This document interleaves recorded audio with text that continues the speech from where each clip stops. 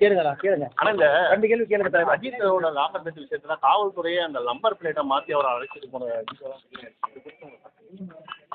ஆனால் இப்போ அந்த பர்டிகுலர் கேஸை பொறுத்த வரைக்கும் சிபிஐனுடைய வசத்துக்கு அந்த கேஸ் போயிருக்கு. அதனால் நிச்சயமாக சிபிஐ விசாரித்து நீதியை நிலைநாட்டணும். அதிலும் குறிப்பாக அந்த சம்பவத்தில் ஈடுபட்டிருக்கக்கூடிய காவல்துறை சில அதிகாரிகளே அஃபீஷியலாக நம்பர் பிளேட்டை மாட்டியிருப்பதாக பத்திரிகை நண்பர்கள் நீங்கள்லாம் போட்டிருக்கிறீங்க. 2 நம்பர் பிளேட்டு, ஒன்று TN1G ஒன்று, இன்னொன்று TN1G, கீழே இருக்கிற நம்பர் வேற.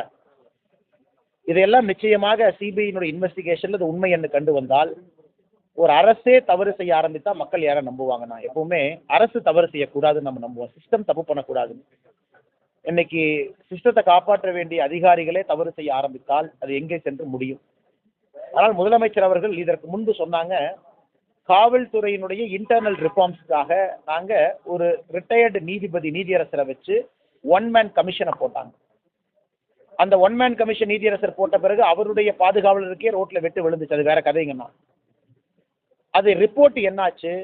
ஆனால் 2 விதத்துலைங்களா, நம்ம எல்லா இடத்துலையும் இன்னைக்கு காவல்துறையை குற்றம் சுமத்துகின்றோம். இந்த விஷயத்தை பொறுத்தவரை காவல்துறை செய்து தவறு தான்.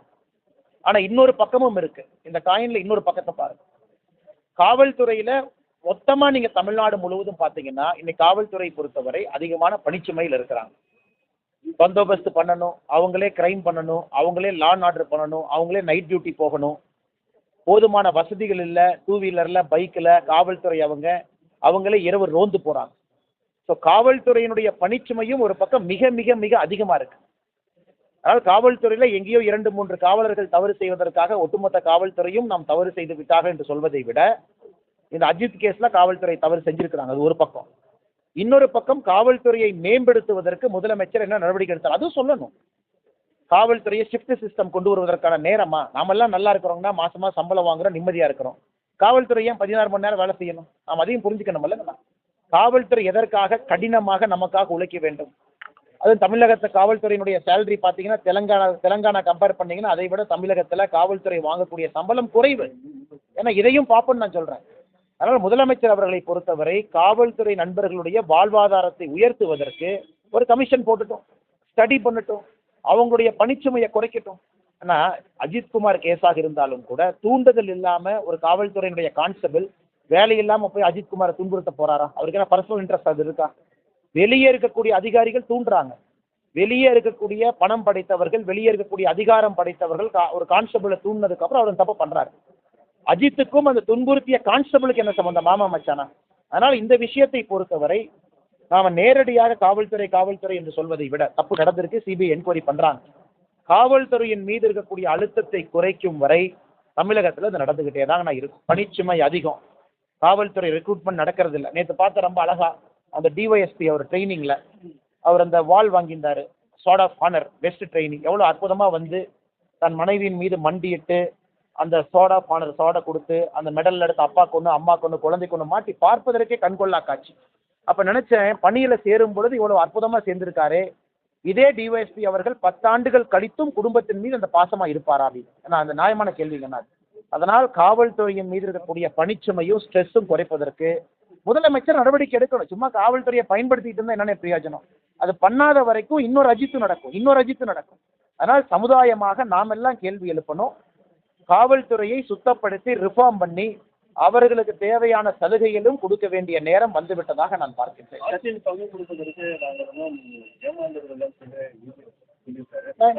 நயினார் அண்ணனுடைய பேட்டி நான் பார்த்தேன். நம்முடைய தலைவர் நயினார் அண்ணன் சொல்லியிருந்தாங்க, இந்த மாதிரி அந்த பொருள் நான் பேசலை, வேற ஏதோ பொருள் நான் பேசினேன் அப்படின்னு சொன்ன பிறகு இந்த விஷயம் என்னை பொறுத்தவரை நான் முடிந்ததாக கருதுகின்றேன். காரணம், நயினார் அண்ணன் சொன்னாங்க, இந்த மாதிரி எனக்கு அவர் தொலைபேசி மூலமாக அழைத்திருந்தார், நான் அந்த அர்த்தத்தில் பேசுகிறேன், நான் வேற ஏதோ அர்த்தத்தில் பேசுகிறேன்.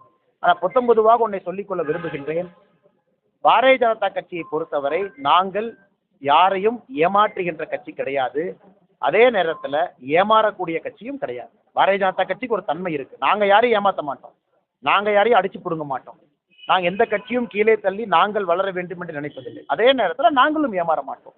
அதனால் இந்த விஷயத்தை பொறுத்தவரை நயினார் அவர்கள் சொன்ன பிறகு இந்த பிரச்சனை அது முடிந்ததாக. இது பிரச்சனைன்னு சொல்றதை விட பத்திரிகை நண்பர்கள் ஒரு பர்டிகுலர் இதை ஹைலைட் பண்ணிருந்தீங்க, அது மிஸ்கோட் ஆயிருச்சா இல்லை அர்த்தம் என்ன அப்படிங்கிறதுக்கு அவங்க தரப்புல விளக்கம் அளித்த பிறகு எங்களுடைய மாநிலத்தினுடைய தலைவர் நயினார் நாகேந்திரன் அவர்கள் கூறிய பிறகு இதை பற்றி நான் இதற்கு மேல் பேசினால் சரியாக இருக்கிறது. அதே போல விளக்கம் கொடுத்துட்டீங்க. நீங்க அமைச்சர் சொல்றதுதான் மத்திய அமைச்சர் சொல்ற அமைச்சர் சொல்றதுதான் நாங்கள் பின்பற்ற முடியுங்கிறது. அப்புறமா தொடர்ந்து ஆனா நான் ஏற்கனவே சொன்னது போல இந்த கூட்டணி அமைப்பதில் இந்த கூட்டணி அமைத்ததுல என்னுடைய பங்கு இல்லை அப்படின்னு தான் நான் சொல்லியிருப்பேன். ஸோ எங்களுடைய தரப்புல சம்பந்தப்பட்ட தலைவர்கள் பேசுவாங்க. என்னுடைய முடிவுல நான் உறுதியாத்தாங்க இருக்கேன். நான் எப்பவுமே முடிவை மாற்றியது கிடையாது. 2021 அரசியல் நிலைப்பாடு எதற்காக பாரதிய ஜனதா கட்சி தொண்டராக இருக்கின்றனோ அந்த நிலைப்பாடில் எந்த மாற்றம் இல்லை. அதே நேரத்தில் ஒரு விஷயத்தை நாம் புரிந்து கொள்ள வேண்டும். இன்னைக்கு தமிழகத்துல திராவிட முன்னேற்ற கழகத்தை நாம் பதவியிலிருந்து அகற்ற வேண்டும் என்கின்ற ஒற்றை நோக்கில் பயணித்துக் கொண்டிருக்கின்றோம். தலைவர்களும் புரிந்து கொள்வார்கள். முதல்ல மாதிரி அரசியல் களம் இல்ல, கட்சிகளும் வலுவிழந்திருக்கிறார். ஒரு கட்சி தனிப்பட்ட முறையில அவங்க மெஜாரிட்டியோட ஆட்சி அமைக்க முடியுமா எனக்கு தெரியலங்க, எனக்கு தெரியாது. திமுக தானாக தனியாக ஆட்சி அமைப்பாங்களா தெரியாது. இன்னைக்கு திமுக ஆட்சி அமைப்பது மாதிரி எனக்கு தெரியல. மக்களுடைய கோபத்தை நான் பார்க்குறேன். அதே போல எந்த ஒரு கட்சியும் தனியாக ஆட்சி அமைக்க முடியுமா? அல்ல கூட்டணி எல்லாம் சேர்த்து பலமாக எல்லா கட்சியினுடைய தொண்டர்களையும் உழைக்க வைத்து அதன் மூலம் ஆட்சிக்கு வர முடியும். அது 1980, 90, 2000 தமிழகம் அல்ல. 2024 தேர்தலே ஒரு சாட்சி. 2024 பாராளுமன்ற தேர்தல் ஒரு சாட்சி. எந்தெந்த கட்சியினுடைய வாக்கு சதவீதம் எவ்வளவு என்பது எல்லோருக்குமே தெரியுங்க.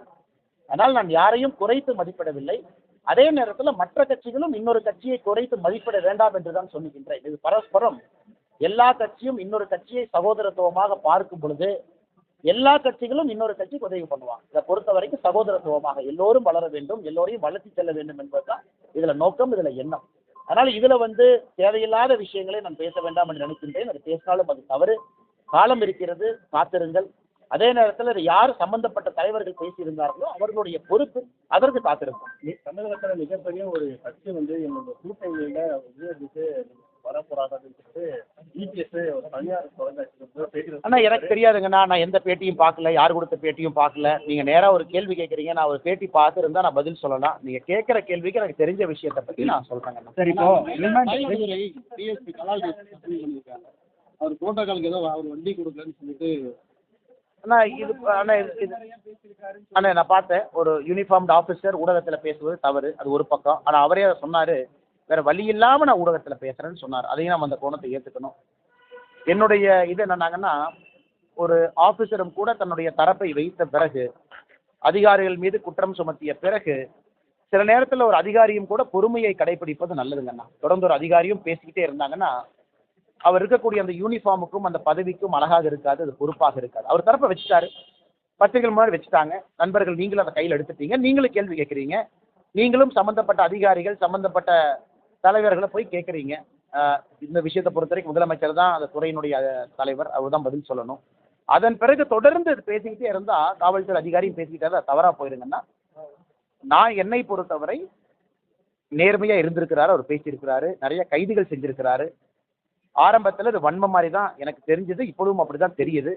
இதற்கு மேல் அதிகாரி அவர்கள் அரசை நம்பி அதை விட்டுவிட்டு, பத்திரிகையை நம்பி விட்டுவிட்டு அமைதியாக இருப்பது நல்லது. ஏன்னா தேவையில்லாம மன உளைச்சல் ஒரு உடம்பை அவர் கெடுத்துக்குவார். குற்றச்சாட்டு வச்சிட்ட பிறகு அதை ரெட்டிஃபை பண்ணாம அவர் மேல இருக்கக்கூடிய அந்த பாயிண்ட் தான் சொல்றேங்க. ஆனா அந்த பாயிண்ட் தான் சொல்றேன். குற்றச்சாட்டு வச்ச பிறகு ஒரு 15 நாள் ஆக்ஷன் எடுக்கலாம், நாங்களாம் கேள்வி வைப்போம்ல, சும்மா இருக்க போறோமானே. அவர் 3 நாளா குற்றச்சாட்டு வச்சுட்டாருன்னு. நீங்களும் சும்மா இருக்க போறீங்களா? பத்திரிகை நண்பர்கள் நீங்களும் கேள்வி வைப்பீங்க, ஐஜிஎஸ்பி விடாம போறீங்க, நீங்களும் கேள்வி வைக்க தான் போறீங்க. தினமும் பேசிக்கிட்டே இருந்தா என்ன ஆகுனாங்கன்னா அந்த குற்றச்சாட்டினுடைய தன்மை நீர்த்து போய்விடும் என்று சொல்லுகின்றேன். ஒரு காவல்துறை அதிகாரி அதிகமா பப்ளிக் பிரஸ்ல பேசக்கூடாதுன்னு நம்ம எதிர்பார்க்கிறோம். ஏன்னா உங்களுக்கும் எனக்கும் இருக்கக்கூடிய கருத்துரிமை ஒரு காவல்துறைக்கு ரெஸ்ட்ரிக்ட் பண்ணியிருக்கிறாங்க. அரசியலமைப்பு சட்டத்துல நம்மளை போல் ஒரு காவல்துறை நண்பர், ஒரு சகோதர சகோதரி ஓப்பனா சில விஷயத்த பேச முடியாது. குற்றச்சாட்டு வச்சுட்டாங்க, கொஞ்சம் பொறுமை. நீங்களா இருக்கீங்களா, நீங்க கேள்வி கேட்பீங்கல்ல, பதில் சொல்லாம விட்டுருவீங்களா?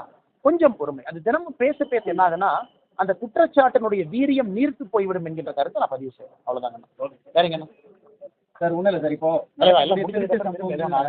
திருட்டு சம்பவங்கள்ல குற்றவாளியை பிடிக்கிறாங்க, ஆனா ரெக்கவர் பண்ண முடியல அப்படின்னு போலீஸ் தரப்புல சொல்றாங்க. உங்களுக்கே தெரியும், ரெக்கவர் பண்ண முடியல சார், நாங்க பிடிச்சோம் ஒப்படைச்சிட்டோங்கிறாங்க. இதனால ஒவ்வொரு வீட்டுல 13, 40, 50 சவரன் கொள்ள மக்கள் தான். ஐயா நான் உங்களுக்கு ஒரு சின்ன ஒரு சீக்கிரட்டை சொல்றேன். நீங்க பத்திரிகை நண்பர்கள், நீங்க ஒரு சின்ன RTI போட்டு உங்க நிறுவனத்தின் மூலமாக தமிழ்நாட்டில் ரெக்கவரி ரேட்டை பாருங்க. நல்ல காவல்துறை 20% தாண்டாது. ஒரு நல்ல காவல்துறையா இருக்குதுன்னா ஒரு மாநிலத்துல ஒரு 100 பவுன் காணாம போகுதுன்னா ரெக்கவரி 20 பவுன் தான் இருக்கும். 80% காணாம போயிடும். அந்த 20 பவுனை ரெக்கவர் பண்றதுக்கு தான் மனித உரிமை மீறல், மிளகா பொடியை கொண்டு போய் பிறப்புறுப்பில் வைக்கிறது, சித்திரவதை, டார்ச்சர், இவ்வளோ விஷயம் நடக்குது. இன்னைக்கு என்னை பொறுத்தவரை இந்தியாவில் அரசு முடிவு செய்யணும், அது திருட்டு போயிருச்சு, காணாமல் போயிருச்சு, காவல்துறை ஒத்துக்கிட்டாங்கன்னா அரசே இன்சூரன்ஸ் போட்டு பணம் கொடுக்கணும். அதற்கான நேரமும் காலமும் வந்துருச்சு. இவ்வளவு பெரிய அரசுக்கு அதெல்லாம் ஒரு பெரிய விஷயம் கிடையாதுங்கண்ணா. ஒரு திருட்டு போன பிறகு காவல்துறை அதிகாரி அதை ஏ ரிப்போர்ட், பி ரிப்போர்ட், சி ரிப்போர்ட்டுப்பாங்க. என்னால் பிடிக்கவே முடியல, 1 வருஷம் ஆச்சு, கண்டுபிடிக்கவே முடிக்கணும்னா அந்த கேஸை க்ளோஸ்டுமாங்க, சி ரிப்போர்ட்டுன்னு சொல்லுவாங்க. சி ரிப்போர்ட் கொடுத்துட்டாங்கன்னா அரசு அந்த பொறுப்பை ஏற்றுக்கொண்டு எவ்வளவு தங்க காணாமல் போச்சோ, சந்தை மதிப்பு என்னவோ அதை அவங்களுக்கு அரசு ரீஇம்பர்ஸ் பண்ணணும். ஏன்னா இதுக்கான நேரம் வந்துருச்சுன்னா, அது 1980, 90 இந்தியா கிடையாது. இன்னைக்கு 2025 இந்தியாவில் இது சாத்தியம். அரசுக்கு இது பெரிய செலவெல்லாம் ஆகாது. ஆனால் 1 வருஷம் அரசு டைம் எடுத்துக்கணும். கான்ஸ்டபிள், இன்ஸ்பெக்டர் அவங்க முயற்சி பண்ணி பிடிக்கணும். ஏன்னா நீங்கள் ரொம்ப ப்ரெஷர் போட்டிங்கன்னா என்ன ஆகும்னா, 1 வருஷத்துக்கு அப்புறமும் ஃபேக்காக 2 பேர்த்த கூட்டு வருவாங்க. 2 பேர்த்து மேலே ஃபேக் கேஸை போட்டு உள்ளே அனுப்புவாங்க. ரெக்கவரியே காட்ட மாட்டாங்க. ரெக்கவரி காட்டலின்னா அது ஃபேக் கேஸ் நடத்தாங்கண்ணா. பாதி நேரத்தில் ரெக்கவரி இல்லைன்னா பேருக்காக, ப்ரெஷருக்காக கைது பண்ணிட்டாங்க. அதனால் அரசே இன்சூரன்ஸ் பாலிசியை போட்டு ஒரு மாநிலத்தில் 1 வருடத்திற்குள்ள, ஏன்னா எல்லாம் மிடில் கிளாஸ் மக்கள், அவங்களுடைய லைஃபினுடைய சம்பாதி அந்த கோல்டில் இருக்குது. 30 வருஷமா 40 வருஷமா குழந்தைகளுக்காக, திருமணத்திற்காக சம்பாதித்த கோல்டு ஒரு நைட்டில் காணாமல் போயிடும். இந்தியா, குறிப்பாக மாநில அரசுகள் இதை யோசித்து ஆராய்ந்து அதற்கு ஒரு இன்சூரன்ஸ் பாலிசியை கொண்டு வந்து அவர்களாகவே அந்த மிடில் கிளாஸ் குடும்பத்திற்கு ரீஇம்பர்ஸ் பாலிசி கொண்டு வந்துட்டாங்கன்னா உலகத்துக்கே தமிழகம் ஒரு மைல்கல்லாக இருக்கும். இதையெல்லாம் முதலமைச்சர் யோசிக்கணும். இதை யோசிக்காம வேற ஏதோ நம்ம யோசிச்சுட்டு இருக்கோம். இந்தபடி யோசிச்சா கண்டிப்பா மக்களுக்கு நல்லது நடக்கும். தொடர்ச்சி உங்க மேல ஒரு விமர்சனம் வைக்கப்படுது. அதிமுக கூட்டணி பாஜக இருக்கிறது வந்து அண்ணாமலை அவர்களுக்கு விருப்பம் இல்ல, அதனால அந்த கூட்டணி உடைப்பதற்காக கூட்டணிக்கு எதிராக பேசுகிறார். ஒரு நிமிஷம், கூட்டணிக்கு எதிராக பேசலாம், பட்டியல் போடுங்க தலைவா. நீங்க தானே கேட்குறீங்க, பட்டியல் ஒன்று சொல்லுங்க. கூட்டணிக்கு எதிராக எங்க பேசுனேன்? ஆட்சியில் பங்குன்னு யார் சொன்னா? யார் சொன்னா? ஆட்சியில் பங்குன்னு இந்தியாவுடைய உள்துறை அமைச்சர் சொல்றாரு. நான் எங்க சொன்னேன்னா, அவர் சொன்னதை நான் சொன்னேன். கரெக்டா? இந்த கூட்டணி நடந்து முடிந்ததுல என்னுடைய பங்கு இருக்குன்னு எங்க சொன்னா இல்ல. அமித்ஷாஜி அவர்களும் இபிஎஸ் அவர்களும் அந்த மேடையில் உட்கார்ந்த பொழுது நான் மேடையில் அமித்ஷாஜி பக்கம் உட்கார மாட்டேன்னு நான் சொன்னேன்னா, அதுக்கப்புறம் 3 மாசம் அமைதியா இருக்கிறேன்னா, இப்பவும் பத்திரிகையாளர் சந்திப்பை நான் கூப்பிட்டேன்னா இல்லை ஏர்போர்ட்ல வண்டியை நோக்கி போகும்போது என்னை மறித்து நீங்க நிற்கிறீங்களா? எங்கேயாச்சும் கூட்டணிக்கு எதிராக ஒரு கருத்தை நான் பேசி வைக்கணாங்கண்ணா, என் பாட்டுக்கு சிவனேன்னு, என் ஆடு மாடு, என் கிரிக்கெட்டு, என்னுடைய ஃபவுண்டேஷனு, கீழே இருக்கக்கூடிய மக்களை சோஷியல் சர்வீஸ் பண்ணிட்டு இருக்கேன். கட்சியில் முக்கியமான வேலைன்னா போய் வேலை செய்கிறேன். அரசியல் மாற்றத்திற்காக அன்னைக்கே சொன்னேன், நான் காத்திருக்கிறேன்னு சொன்னேன். அதற்கான ஒரு நேரமும் காலமும் வரும், அதுவரை காத்திருக்கேன். இந்த கூட்டணிக்கு எதிராக எங்கேயாச்சும் நான் ஒரு கருத்து பேசினா நீங்க சொல்லுங்க. எங்கேயாச்சும் ஒரு கருத்து பேரணி தொடங்கும் போது நீங்க கலந்துக்கிறாதே ஒரு அண்ணா, ஒரு நிமிஷம், நான் எதுக்கு நான் கலந்துக்கணும்? நான் எதுக்கு? எண் மக்கள் யாத்திரை தொடங்க பொழுது அதிமுக கட்சியிலிருந்து முன்னாள் அமைச்சர்கள் வந்தாங்க. இன்னைக்கு இந்த பேரணி துவங்கிய போது எங்களுடைய கட்சியிலிருந்து மாநில தலைவராகவும் இருக்கிற அமைச்சர் அவங்களும் தேசியத்திலிருந்து வந்திருக்கக்கூடிய பார்வையாளர் போயிருக்கிறாங்க. இது கலந்துக்கணும். நான் அந்த கட்சியினுடைய காரியகர்த்தா. கட்சியின் சார்பாக மாநில தலைவர் போயிருக்கிறாங்க, கட்சியின் சார்பாக எங்களுடைய அமைச்சர் போயிருக்கிறாங்க, கட்சியின் சார்பாக எங்களுடைய அகில இந்திய பிரதிநிதிகள் போயிருக்கிறாங்க. இதை தாண்டி யார் கலந்துக்கணுங்கன்னா, முறைப்படி யார் செல்ல வேண்டுமோ அவர்கள் போயிருக்கின்றார்கள். இதில் என்ன நடக்கும்? கோவிட் இதில் முக்கியமான நான் முக்கியம் இல்லை, சாதாரண ஆள். நான் எங்கன்னே முக்கியமான ஆள்? நீங்க தான் நீ முக்கியங்கிறீங்க. நான் சாதாரண ஆளே வேலையை பார்த்துட்டு இருக்கேன். குறிப்பிட்ட அளவுக்கான வாக்கு மக்கள் நம்பிக்கை வச்சாங்க மோடி ஐயாம, ஓட்டு போட்டாங்க. ஆனா அழைப்பு இல்லைங்கிறது வேறீங்கன்னா, எங்கள் கட்சியின் சார்பாக யார் சென்றிருக்க வேண்டுமோ அவங்க போயிருக்கிறாங்க. நான் எங்கேயும் நானா போய் தலையை நீட்டி வேண்டாத விருந்தாளியாக, அலையாத விருந்தாளியாக எங்கேயும் நான் போக மாட்டேன். எனக்குன்னு ஒரு மரியாதை இருக்கு. விவசாய குடும்பத்தில் பிறந்தவன், சின்ன கிராமம், கொட்டம்பட்டி, 40 வீடு, ரொம்ப மரியாதையோடு வளர்த்திருக்கிறாங்க. சில விஷயங்கள் பிடிக்கவில்லை என்றாலும் கூட வாயை பொத்தி கொண்டு அதை பார்ப்பேன். நானா தேவையில்லாமல் அலையாத விருந்தாளியாக தேவையில்லாத இடத்துக்கு நான் போக மாட்டேன். சின்ன வயசுலேருந்து அப்பா அம்மா சொல்லிக் கொடுத்த பழக்கத்தை கடைபிடித்துக் கொண்டிருக்கிறேன். உங்களுக்கு என்ன டிஆர்பி வேணுமோ எல்லாம் கொடுத்துட்டேன். 3 நாளைக்கு நல்லா இருக்கும். ரொம்ப பெருசா பேசிருக்காங்க உங்களுக்கு கொடுக்குற மாதிரி. அது எப்படி அது வாய்ப்பு இருக்கா? உங்கள்கிட்ட கேட்டுருக்காங்க, அதை பற்றி கலந்து ஆலோசனை. தலைவா, நான் ஏதாச்சும் எப்பாச்சும் நான் பதவி பின்னால் நான் போய் நீங்கள் பார்த்துருக்கிறீங்களா? மாநில தலைவர் பதவியே வெங்காய பதவியில் தான் நான் சொல்லியிருக்கிறேன். ஏன்னா உருக்கி வச்சு பார்த்தீங்கன்னா உள்ள ஒன்றுமே இருக்காதுன்னு. நம்ம வேலையை நம்ம செய்வோம் தலைவா. ஆண்டவர் இருக்கா, நடத்தி காட்டுற நேரத்தில் அவன் நடத்தி காட்டுறான். கடைசி இதே ஒரு கேள்வி மட்டும், திமுக மண்டல குழு தலைவர் வந்து ஒரு பெண்ணை வந்து பாத்தீங்கன்னா, அவர் பேர் ரவிச்சந்திரன், ஒரு பெண்ணை வந்து அவமரியாதை அதை திமுக பூசாம பெண்ணை அவமரியாதை பண்ணியிருக்கான். டெய்லியும் தானே பண்ணிட்டு இருக்கிறாங்கன்னா. எந்த காலத்திலேருந்து ஆரம்பிச்சது? இந்திரா காந்தி அம்மையார் என்ன சொன்னாங்க? இந்திரா காந்தி அம்மையாரின் மீது எந்த விதமான ஆபாசமான விஷயமெல்லாம் பேசினாங்க? அதன் பிறகு இந்திரா காந்தி அம்மையாரை பற்றி என்ன பேசினாங்க? இது புதுசாக திமுக காரங்க பெண்களை பற்றி கொச்சைப்படுத்தி தான் கருத்து சொல்லுன்னு கேட்குறீங்க. திமுக என்று சொன்னாலே தலைவர்கள் பெண்களை கொச்சைப்படுத்தக்கூடிய கட்சி தான். அது புதிதாக எதுவும் இல்லை. அது தமிழகத்தில் இருக்கக்கூடிய எல்லா தாய்மார்களுக்கும் சகோதரிகளுக்கும் நல்லா தெரியும். நன்றி அண்ணா. போதுமா? சுரேஷ்